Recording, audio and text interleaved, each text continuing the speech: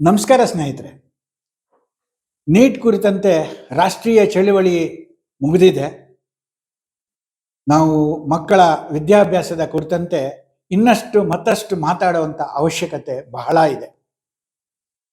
NEET ನಿಜವಾಗ್ಲೂ ನಮಗೆ ಅವಶ್ಯಕತೆ ಇಲ್ಲ.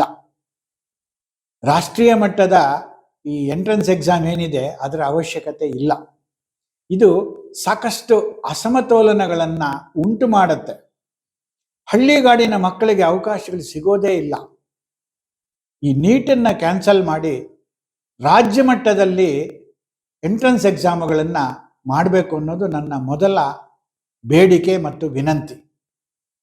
ಈಗ ನೋಡಿ, ನೀಟ್ ಅಂತ ನೀವು ತಗೊಂಡಾಗ, ಫಾರ್ ಎಕ್ಸಾಂಪಲ್ ನಮ್ಮ ಕರ್ನಾಟಕದ ನೀವು ಕಂಪೇರ್ ಮಾಡೋದಾದ್ರೆ ಬಿಜಾಪುರ, ಬೀದರು, ಬೆಳಗಾಮು ಈ ಕಡೆ ಎಲ್ಲ ಏನು ಆ ಸ್ಟೇಟ್ಸ್ ಇದೆ, ಅವ್ರ ಎಜುಕೇಷನಲ್ಲಿ ಮೊದಲೇ ಹಿಂದುಳಿದಿದ್ದಾರೆ.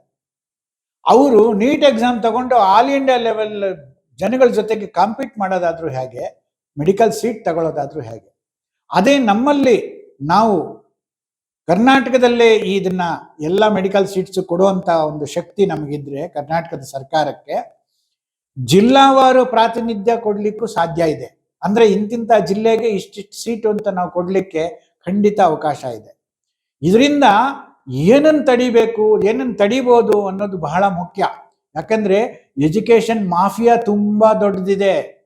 ಏನು ಬೇಡ, ನನಗೆ ಗೊತ್ತಿರೋ ಒಂದು ಹುಡುಗಿ ಈ ಸಲ ಎಕ್ಸಾಮ್ ತಗೊಂಡಿದ್ಲು, ಅವಳು ಪಾಸ್ ಮಾಡಲಿಲ್ಲ. ನೀಟ್ ಎಕ್ಸಾಮ್ ತಗೊಂಡಿದ್ಲು, ಪಾಸ್ ಮಾಡಲಿಲ್ಲ. ಅವಳಿಗೆ ಮೆಡಿಕಲ್ ಓದಬೇಕು ಅಂತ ಆಸೆ ಇದೆ. ಅವಳು ಏನು ಮಾಡಿದಾಳೆ ಗೊತ್ತಾ? ಅವಳು PUC ರಿಸಲ್ಟನ್ನ ರಿಟೈನ್ ಮಾಡಿಕೊಂಡು ನೀಟ್ ಎಕ್ಸಾಮ್ ನಾನು ಇನ್ನೊಂದು ವರ್ಷ ಬರೀತೀನಿ ಅಂತ ಇಡೀ ವರ್ಷ ತಯಾರಿ ಮಾಡ್ಲಿಕ್ಕೆ ಶುರು ಮಾಡಿದಾಳೆ. ಅವಳ ಥರ ನೂರಾರು ಜನ ಮಕ್ಕಳು PUC ಎಕ್ಸಾಮ್ ಫಲಿತಾಂಶವನ್ನು ರಿಟೈನ್ ಮಾಡಿಕೊಂಡು ಮತ್ತೆ CET ನೀಟ್ ಎಕ್ಸಾಮ್ಗಳನ್ನು ಫೇಸ್ ಮಾಡ್ಕೊಳ್ಳೋ ತಯಾರಿ ಮಾಡ್ತಿದ್ದಾರೆ. ಅಂದರೆ ಇದು ಮಕ್ಕಳ ಮೇಲೆ ಎಷ್ಟು ಪ್ರೆಷರ್ ಕ್ರಿಯೇಟ್ ಮಾಡಿದೆ ಅನ್ನೋದಕ್ಕೆ ನಾನು ಇದನ್ನ ಎಕ್ಸಾಂಪಲ್ ಆಗಿ ಹೇಳ್ತಿದ್ದೀನಿ. ನನಗೆ ತುಂಬ ದುಃಖ ಆಗೋದೇನು ಅಂತಂದ್ರೆ, ನೋಡಿ, ದಯವಿಟ್ಟು ಯಾರ್ಯಾರು ಮಕ್ಕಳನ್ನ ಶಾಲೆಯಲ್ಲಿ ಓದಿಸ್ತಿದ್ದೀರಿ ಸ್ವಲ್ಪ ಕಿವಿಗೊಟ್ಟು ಕೇಳಿ.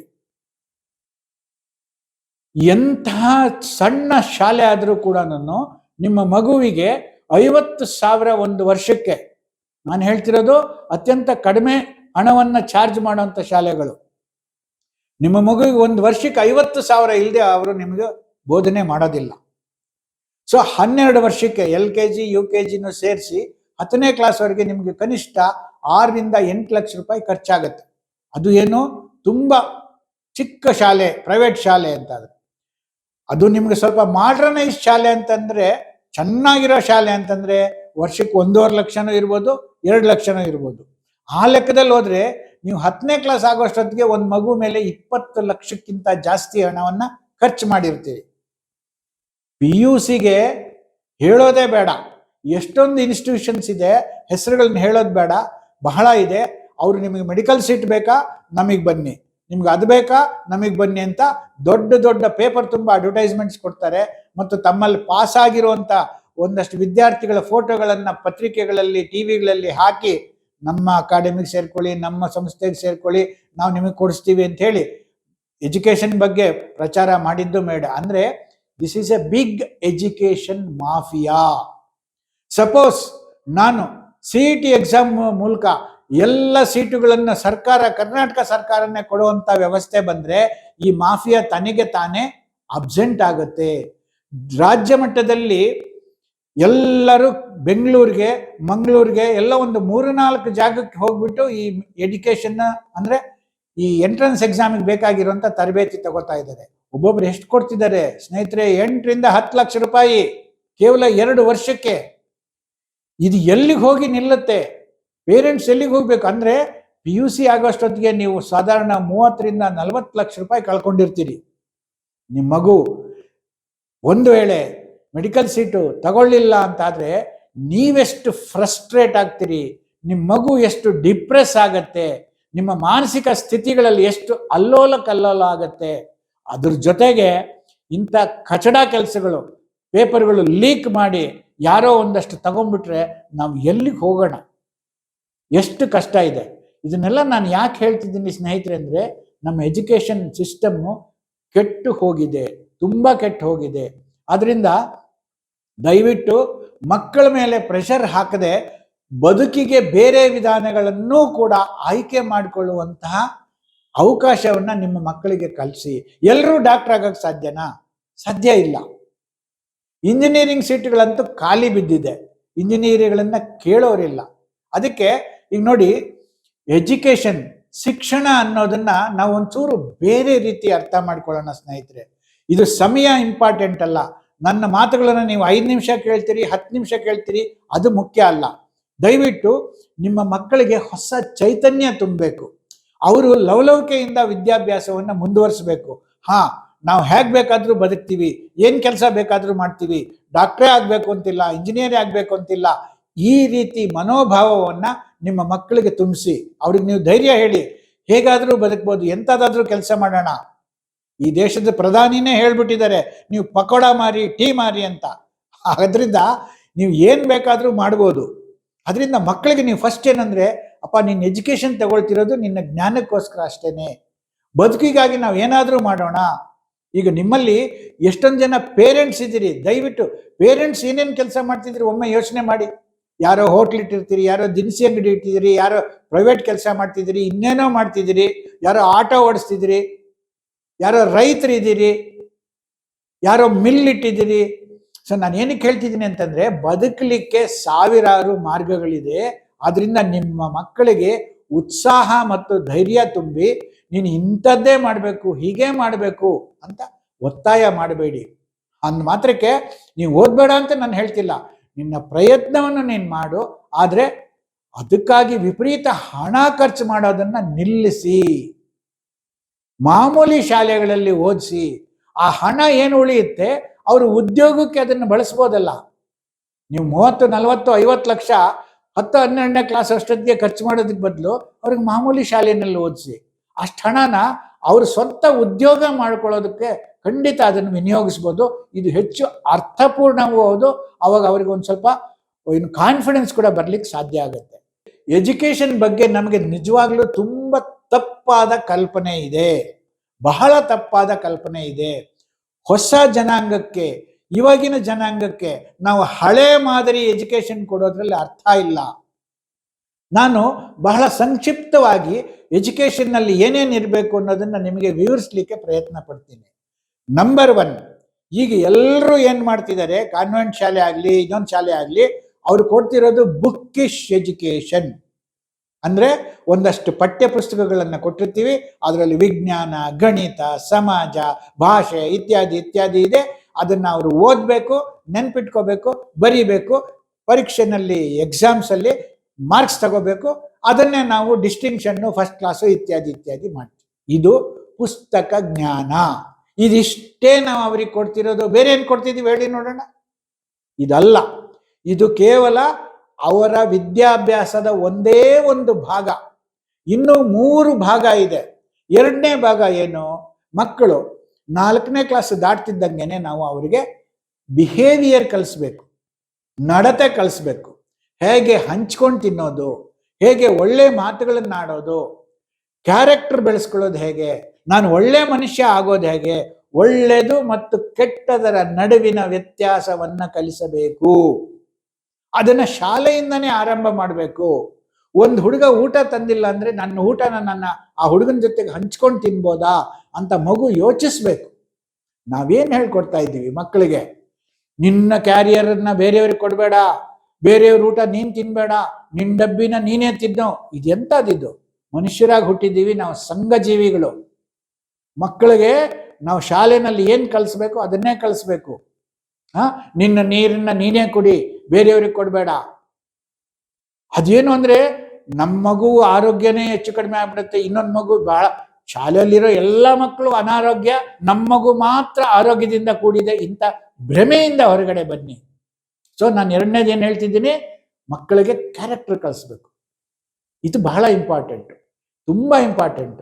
ಸೊ ಮೊದಲನೇದು ಪಾಠದ ಜ್ಞಾನ, 2ನೇದು ಗುಣ, ಕ್ಯಾರೆಕ್ಟರ್. ಇದು 2ನೇದು. ಇದಿಷ್ಟು ನಾವು 10ನೇ ಕ್ಲಾಸಿಗೆ ಬರೋ ಅಷ್ಟೊತ್ತಿಗೆ ಸ್ವಲ್ಪ ಹೆಚ್ಚು ಕಡಿಮೆ. ಅದ್ರ ಜೊತೆಗೆ 3ನೇದಿದೆ. ಅದೇನು? ನಾವು ಅರ್ನಿಂಗ್ ಸ್ಕಿಲ್ಸ್ ಅಂತ, ಗಳಿಕೆಯ ಕೌಶಲ್ಯಗಳು. ಗಳಿಕೆಯ ಕೌಶಲ್ಯಗಳು ಎಷ್ಟು ಇಂಪಾರ್ಟೆಂಟು? ಜನ ಈಗ ಸುತ್ತಮುತ್ತ ಇರೋ ಜನ ಸಮಾಜದಲ್ಲಿ ಹೇಗೆ ಬದುಕ್ತಾ ಇದ್ದಾರೆ, ಅವರು ಹೇಗೆ ಹಣ ಗಳಿಸ್ತಾ ಇದ್ದಾರೆ. ಅದು ತರಕಾರಿ ವ್ಯಾಪಾರ ಇರ್ಬೋದು, ಅಥವಾ ಇನ್ನೊಂದು ಪೋಸ್ಟ್ ಆಫೀಸ್ ಇರ್ಬೋದು, ಒಂದು ಬ್ಯಾಂಕ್ ಇರ್ಬೋದು, ಒಂದು ಪ್ರಾವಿಷನ್ ಅಂಗಡಿ ಇರ್ಬೋದು, ಒಂದು ಬಟ್ಟೆ ಅಂಗಡಿ ಇರ್ಬೋದು, ಒಂದು ಆಟೋ ಇರ್ಬೋದು, ಏನೇ ಕೆಲಸ. ಸೊ ಇದ್ರ ಬಗ್ಗೆ ನಾವು ಬಹಳ ಮುಖ್ಯವಾಗಿ ಅರ್ನಿಂಗ್ ಸ್ಕಿಲ್ಸ್ ಇದನ್ನ ನಾವು ಮಕ್ಕಳಿಗೆ ಕೊಡಬೇಕು. ಇದು ಮೂರನೇ ಗುಣ, ಮೂರನೇ ಕೌಶಲ. ಇದು ಯಾಕೆ ಬಹಳ ಇಂಪಾರ್ಟೆಂಟ್ ಅಂದ್ರೆ ಅವಾಗ ನಿರುದ್ಯೋಗ ಅನ್ನೋದು ಇರೋದಿಲ್ಲ. ಸೊ ನಾನೇನು ಹೇಳ್ತೀನಿ ಅಂದ್ರೆ 6 ದಿನದ ಕ್ಲಾಸ್ಗಳನ್ನ ಬಂದ್ ಮಾಡಿ ಒಂದು ದಿನ 8ನೇ ಕ್ಲಾಸ್ ಮಕ್ಕಳಿಗಿಂದನೂ ಬೇರೆ ಕಡೆ ಕಲಿಯೋದಕ್ಕೆ ಕಲಿಸಿ. ಏನ್ ಕಲಿಯೋದು, ಬೇರೆಯವ್ರು ಹೆಂಗ್ ಬದುಕ್ತಿದ್ದಾರೆ, ಇದಕ್ಕೆ ಅಪ್ರೆಂಟಿಸ್ಶಿಪ್ ಅಂತ ಬೇಕಾದ್ರೂ ಹೇಳಿ, ಅರ್ನ್ ವೈಲ್ ಯು ಲರ್ನ್ ಅಂತಾದ್ರೂ ಹೇಳಿ. ಒಂದೊಂದು ಮಗುನು ಕೂಡ ಬೇರೆ ಬೇರೆ ಸೋರ್ಸಸ್ ಕಲಿಸ್ಬೇಕು. ನೀವು ಹೋಟೆಲ್ಗಾದ್ರೂ ಕಳಿಸಿ, ಆಫೀಸ್ಗಾದ್ರೂ ಕಳಿಸಿ, ತರಕಾರಿ ಅಂಗಡಿಗಾದ್ರೂ ಕಳಿಸಿ. ಅವ್ರು ಏನ್ ಮಾಡಿ, ಆ ಮಗು ಏನ್ ಅಬ್ಸರ್ವ್ ಮಾಡಬೇಕು, ಅವ್ರು ಹೆಂಗೆ ದಿನನಿತ್ಯ ವ್ಯಾಪಾರ ಮಾಡ್ತಾರೆ, ಹೇಗೆ ಅವರು ತಮ್ಮ ಕೆಲಸವನ್ನು ಮಾಡ್ತಾರೆ, ಬಡಗಿ ಹೆಂಗೆ ಕೆಲಸ ಮಾಡ್ತಾನೆ, ಎಲೆಕ್ಟ್ರಿಷಿಯನ್ ಹೆಂಗೆ ಕೆಲಸ ಮಾಡ್ತಾನೆ, ಇಡೀ ದಿವಸ ಮಗು ಅಂತ ಪ್ರೊಫೆಷನಲ್ ಜೊತೆಗಿದ್ದು ಬದುಕುವ ಕೌಶಲ್ಯಗಳನ್ನ ಕಲ್ತ್ಕೋಬೇಕು ಅಂದ್ರೆ ತಾನು ಏನು ಕಲಿಬೋದು, ತನಗೆ ಇಷ್ಟ ಏನಾಗುತ್ತೆ, ತಾನು ಯಾವ ದಿಕ್ಕಿನಲ್ಲಿ ನಾನು ಹೆಚ್ಚು ಕಲಿಬೋದು ಅನ್ನೋದ್ರ ಬಗ್ಗೆ ಸ್ಪಷ್ಟತೆ ಸಿಗುತ್ತೆ. ಇದು ಮೂರನೇದು. ಎಂಥ ಕೌಶಲ್ಯ ಇದು? ನಾನು ಹಣವನ್ನು ಸಂಪಾದಿಸುವ ಕೌಶಲ್ಯ. ಇನ್ನು 4ನೇದು ಬಹಳ ಮುಖ್ಯವಾದದ್ದು, ಬಹಳ ಮುಖ್ಯವಾದ ಕೌಶಲ್ಯ. ಯಾಕೆ ಇದು ಹೇಳ್ತೀನಿ ಅಂತಂದ್ರೆ, ಮನುಷ್ಯನಿಗೆ ಹೆಚ್ಚು ಕಡಿಮೆ ಆಗ್ತಾ ಇರುತ್ತೆ ಜೀವನದಲ್ಲಿ. ಎಮೋಷನ್ಸ್ ಬರ್ತಾ ಇರುತ್ತೆ, ಕೋಪ ಬರ್ತಾ ಇರುತ್ತೆ, ಸಿಟ್ಟು ಬರ್ತಾ ಇರುತ್ತೆ, ಸಮಾಜದಲ್ಲಿ ಹೊಂದ್ಕೊಂಡು ಬಾಳೋದಿಲ್ಲ. ಅದಕ್ಕೆ ಸಮಾಜದಲ್ಲಿ ಹೊಂದ್ಕೊಂಡು ಬಾಳೋದಕ್ಕೆ ಆ ಮನುಷ್ಯನಿಗೆ ಒಂದಷ್ಟು ಶಿಸ್ತು ಬೇಕಾಗುತ್ತೆ. ಆ ಶಿಸ್ತು ಬರೋದಕ್ಕೆ ಹೇಗೆ ಸಾಧ್ಯ? ತನ್ನ ಮೇಲೆ ತನಗೆ ಕಂಟ್ರೋಲ್ ಇರಬೇಕು. ತನಗೆ ಬರುವಂತ ಕೋಪ ಇತ್ಯಾದಿಗಳನ್ನೆಲ್ಲ ಹೇಗೆ ತಡ್ಕೊಳ್ಬೇಕು, ನನಗೆ ಯಾಕೆ ಹೆಚ್ಚು ಕಡಿಮೆ ಆಗುತ್ತೆ, ನನಗೆ ಫಲಿತಾಂಶ ಕಡಿಮೆ ಬಂದ್ರೆ ನಮ್ಮ ಮನಸ್ಸಿನಲ್ಲಿ ಏನೆಲ್ಲ ಹೆಚ್ಚು ಕಡಿಮೆ ಆಗುತ್ತೆ. ಸೊ ಇಂಥದ್ರ ಬಗ್ಗೆನೂ ನಾವು ಕಲಿಬೇಕಾಗತ್ತೆ. ಸೊ ಈ 4 ಕೌಶಲ್ಯಗಳನ್ನು ಕಲಿತಾಗ ಮಾತ್ರ ಒಬ್ಬ ಮನುಷ್ಯ ಸಮಾಜದಲ್ಲಿ ಆರೋಗ್ಯಪೂರ್ಣವಾಗಿ, ದೈಹಿಕವಾಗಿ ಮತ್ತು ಮಾನಸಿಕವಾಗಿ ಆರೋಗ್ಯಪೂರ್ಣವಾಗಿ ಇರ್ತಾನೆ.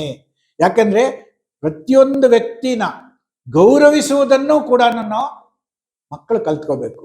ಈಗ ಯಾಕೆ ಇಷ್ಟೊಂದು ತೊಂದರೆ ಆಗ್ತಿದೆ ಸಮಾಜದಲ್ಲಿ, ಒಮ್ಮೆ ಕಣ್ಬಿಟ್ಟು ನೋಡಿ. ಬರೀ ಕರ್ನಾಟಕದಲ್ಲಿ 100 kg ಅಫೀಮು ಗಾಂಜಾನ ಪೊಲೀಸ್ನವ್ರು ಹಿಡಿತಿದ್ದಾರೆ. ಅದನ್ನೆಲ್ಲ ಉಪಯೋಗಿಸೋರು ಯಾರು? ನಾವು ದೊಡ್ಡವರು ಉಪಯೋಗಿಸ್ತೀವಿಯೇ? ಮಕ್ಕಳು ಹಾಳಾಗ್ತಿದ್ದಾರೆ. ಎಷ್ಟು ಜನ ಮಕ್ಕಳು ಅಜ್ಜಿ ತಾತನ್ನ, ತಂದೆ ತಾಯಿನ ಕೊಲೆ ಮಾಡ್ತಿದ್ದಾರೆ. ಯಾಕೆ ಅಂದ್ರೆ ಅವರಿಗೆ ನಾವು ಓದನ್ನು ಬಿಟ್ಟು ಬೇರೆ ಏನೂ ಕಲಿಸಿಲ್ಲ, ಮನುಷ್ಯರಾಗೋದನ್ನ ಕಲಿಸಿಲ್ಲ. ನಮ್ಮ ಎಜುಕೇಶನ್ ಸಿಸ್ಟಮ್ ಏನಿದೆ ಅದು ಟೋಟಲಿ ಇವತ್ತಿನ ಡೇಟ್ಗೆ ಯೂಸ್ಲೆಸ್. ನಾನು ಈ ಪದನ ಬಳಸಲಿಕ್ಕೆ ನನಗೆ ಯಾವ ಬೇಸರನೂ ಇಲ್ಲ. ನಮ್ಗೆ ಇರೋ ಎಜುಕೇಶನ್ ಸಿಸ್ಟಮ್ ಟೋಟಲಿ ಯೂಸ್ಲೆಸ್ ಆಗಿದೆ. ಸಮಾಜದಲ್ಲಿ ಗೌರವಯುತವಾಗಿ, ನ್ಯಾಯಯುತವಾಗಿ ಸಂಘ ಜೀವನ ನಡೆಸಲಿಕ್ಕೆ ಏನ್ ಬೇಕು ಅಂತ ಎಜುಕೇಶನ್ನ ನಾವು ಖಂಡಿತ ಕೊಡ್ತಿಲ್ಲ ಸ್ನೇಹಿತರೆ. ನಾನು ಏನ್ ಹೇಳ್ತೀನಿ ಅಂದ್ರೆ, ದಯವಿಟ್ಟು ಯಾರೆಲ್ಲ ತಂದೆ ತಾಯಂದ್ರಿದ್ದೀರಿ, ನೀವು ಒಂದಷ್ಟು ನಿಮ್ಮ ಮಕ್ಕಳ ಪರವಾಗಿ ಒಂದ್ ಕಡೆ ಸೇರಿ ಯಾವ್ಯಾವ ಶಾಲೆನಲ್ಲಿ ಏನೇನು ಬದಲಾವಣೆ ತರಬೇಕು. ಫಾರ್ ಎಕ್ಸಾಂಪಲ್, ಹಳ್ಳಿನಲ್ಲಿ ಶಾಲೆ ಇದೆ, ಹಳ್ಳಿ ಶಾಲೆಗೆ ಯಾರೂ ಕಳಿಸ್ತಿಲ್ಲ. ಯಾವುದೋ ಪಕ್ಕದಲ್ಲಿರೋ ಕಾನ್ವೆಂಟ್ ಶಾಲೆಗೆ ಕಳಿಸ್ತಾ ಇದ್ದಾರೆ. ಅವರು ಕೂಲಿ ಮಾಡ್ತಿದ್ದಾರೆ. ಆ ಶಾಲೆಗೆ 40,000 50,000 ವರ್ಷಕ್ಕೆ ಕೊಡಬೇಕು, ಅದನ್ನ ಕಂತುಗಳಲ್ಲಿ ಕೊಡ್ತಾ ಇದ್ದಾರೆ. ಇಷ್ಟು ಕಷ್ಟ ಯಾಕೆ ಪಡ್ತಿದ್ದೀರಿ? ಅದಕ್ಕೆ ಬದಲಾಗಿ ನಿಮ್ಮ ಹಳ್ಳಿನಲ್ಲಿರೋ ಶಾಲೆಗೆ ನಿಮ್ಮ ಮಕ್ಕಳನ್ನ ಸೇರಿಸಿ. ಆ ಶಾಲೆಗಳಲ್ಲಿ SDMC ಅಂತಿರುತ್ತೆ, ಸ್ಕೂಲ್ ಡೆವಲಪ್ಮೆಂಟ್ ಮ್ಯಾನೇಜ್ಮೆಂಟ್ ಕೌನ್ಸಿಲ್ ಅಂತ. ಅದರಲ್ಲಿ ನೀವು ಸೇರ್ಕೊಳ್ಳಿ. ಅಲ್ಲಿರುವಂತ ಟೀಚರ್ಸ್ಗೆ ಕಡಿಮೆ ಇರ್ತಾರೆ. ಅವರು ಅಲ್ಲಿ 20 ಜನ ಮಕ್ಕಳಿದ್ರೆ 1-2 ಟೀಚರ್ಸ್ ಇರ್ತಾರೆ. ನೀವೆಲ್ಲ ಮಕ್ಕಳು ಸೇರಿಸಿದ್ರೆ 50 ಆಗುತ್ತೆ. ಒಂದು 10,000 ರೂಪಾಯಿ ಕೊಟ್ಟರೆ ಯಾರಾದ್ರೂ ಬೇರೆಯವರು ಬಂದ್ಬಿಟ್ಟು ಅಲ್ಲಿ ಪಾಠ ಮಾಡ್ತಾರೆ. ನಿಮ್ಮ ಮಕ್ಕಳಿಗೆ ನ್ಯಾಯಯುತವಾಗಿ ಒಳ್ಳೆ ಶಿಕ್ಷಣ ಸಿಗುತ್ತೆ. ಇದನ್ನೇನೆ ಪೇರೆಂಟ್ಸ್ ನೀವೆಲ್ಲನೂ ಹಳ್ಳಿಗಳಲ್ಲದೆ ನಗರಗಳಲ್ಲೂ ಕೂಡ ಮಾಡಿ ನಿಮ್ಮ ಮಕ್ಕಳನ್ನ ಉತ್ತಮವಾಗಿ ದೊಡ್ಡವರು ಮಾಡೋದು ಹೇಗೆ ಅನ್ನೋದ್ರ ಕಡೆ ತುಂಬಾ ಗಮನ ಕೊಡಿ ದಯವಿಟ್ಟು. ಸೊ ಇದ್ರ ಬಗ್ಗೆ ಇನ್ನೂ ಬಹಳ ಮಾತಾಡೋದಿದೆ. ಅವಕಾಶ ಸಿಕ್ಕಿದಾಗೆಲ್ಲ ಮಾತಾಡ್ತಾ ಹೋಗೋಣ. ಇವತ್ತಿಗೆ ನಾನು ಏನ್ ಮಾತಾಡಿದ್ದೀನಿ ಇದ್ರ ಬಗ್ಗೆ ದಯವಿಟ್ಟು ನೀವು ನನಗೆ ಫೀಡ್ಬ್ಯಾಕ್ ಕೊಡಿ. ನೀವು ಕೇಳಬೇಕಾದ ಎಲ್ಲ ಪ್ರಶ್ನೆಗಳನ್ನು ಕೇಳಿ. ಈ ಪ್ರಶ್ನೆಗಳನ್ನು ಕೇಳೋದ್ರ ಮೂಲಕ ನನಗೆ ಇನ್ನೊಂದಷ್ಟು ನಾನು ಏನು ನಿಮ್ಮಲ್ಲಿ ಹೇಳ್ಬೋದು ಅನ್ನೋದಕ್ಕೆ ನನಗೂ ಒಂದಷ್ಟು ಕ್ಲೂಸ್ ಸಿಗುತ್ತೆ. ದಯವಿಟ್ಟು ಪೇರೆಂಟ್ಸ್ ಯಾರೆಲ್ಲ ಶಾಲೆಗೆ ಮಕ್ಕಳನ್ನು ಕಳಿಸ್ತಾ ಇದ್ದೀರಿ, ದಯವಿಟ್ಟು ಈ ವಿಡಿಯೋನ ಬೇರೆ ಪೇರೆಂಟ್ಸ್ ಜೊತೆಗೆ ಹಂಚ್ಕೊಳ್ಳಿ. ಮತ್ತೆ ಶಾಲೆ ಮಕ್ಕಳು ಯಾರಿದ್ದಾರೆ, ದಯವಿಟ್ಟು ನಿಮ್ಗೆ ಏನು ಅನುಮಾನಗಳಿದೆ, ಏನು ಪ್ರಶ್ನೆಗಳೇನಿದೆ, ಖಂಡಿತ ಕಾಮೆಂಟ್ಸ್ ಅಲ್ಲಿ ಹಾಕಿ. ನಮ್ಗೆ ಸಾಧ್ಯವಾದಷ್ಟು ನಾವು ವಿವರಣೆ ಕೊಡ್ಲಿಕ್ಕೆ ಪ್ರಯತ್ನ ಪಡ್ತೀವಿ. ಸೊ ನಮ್ಮ ಪ್ರಸಕ್ತ ಶಿಕ್ಷಣದ ಬಗ್ಗೆ ಖಂಡಿತ ನನಗೆ ಇಷ್ಟು ಹೇಳಬೇಕು ಅಂತ ಒಂದು ಮನಸ್ಸಲ್ಲಿತ್ತು. ನಾನು ನಿಮ್ಮ ಜೊತೆಗೆ ಹಂಚ್ಕೊಂಡಿದ್ದೀನಿ. ಸ್ನೇಹಿತರೆ, ಕೇಳಿದ್ದಕ್ಕಾಗಿ ನಿಮ್ಗೆಲ್ರಿಗೂ ಧನ್ಯವಾದಗಳು.